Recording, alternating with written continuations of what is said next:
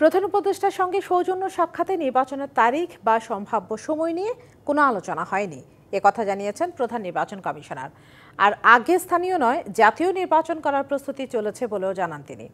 ভোটের তারিখের জন্য কিছুটা ধৈর্য ধরার আহ্বানও জানান সিইসি।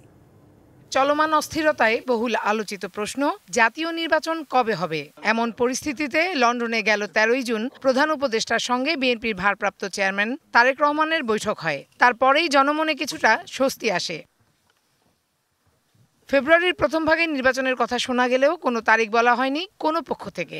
এর মধ্যে 26শে জুন রাষ্ট্রীয় অতিথি ভবন যমুনায় প্রধান উপদেষ্টার সঙ্গে 1-to-1 বৈঠক হয় প্রধান নির্বাচন কমিশনার AMM নাসির উদ্দিনের। যদিও বৈঠকের বিষয়বস্তু নিয়ে কিছুই জানতে পারেনি গণমাধ্যম, ফলে নানা দিক থেকে নানা আলোচনার জন্ম হয়।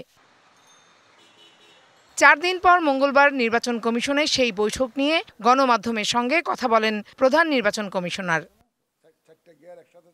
বলেন, প্রধান উপদেষ্টার সাথে জাতীয় নির্বাচনের প্রস্তুতি নিয়ে আলোচনা হলেও ভোটের দিনক্ষণ নিয়ে কোনো কথা হয়নি। নানাবিধ চ্যালেঞ্জের মধ্যে কিন্তু আমরা প্রস্তুতি নিয়ে যাচ্ছি বিভিন্ন বিষয়ে, যাতে ইলেকশনটা সরকার যখন করতে চায়, যখন নির্ধারিত হয়, যাতে আমরা ইলেকশনটা করতে পারি।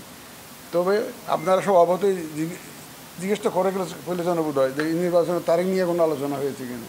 নির্বাচনের তারিখ নিয়ে কোনো আলোচনা হয়নি, ওটাকে আমার উদ্দেশ্যও ছিল না। আর আগে স্থানীয় নয়, জাতীয় নির্বাচন নিয়েই সব প্রস্তুতি সম্পন্ন করেছে কমিশন। উনি যেটা জানতে চেয়েছেন যে উনি একটা free, fair and credible election জাতিকে উপহার দিতে চান, আমাদের প্রস্তুতি আছে কিনা জাস্ট এটুকু উনি জানতে চেয়েছেন।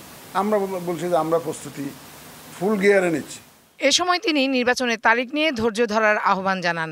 এখন পদে পদে তো আমি জানিয়ে চলাফেরা করতে পারবো না। Farhana Juthi, DBC news, Dhaka.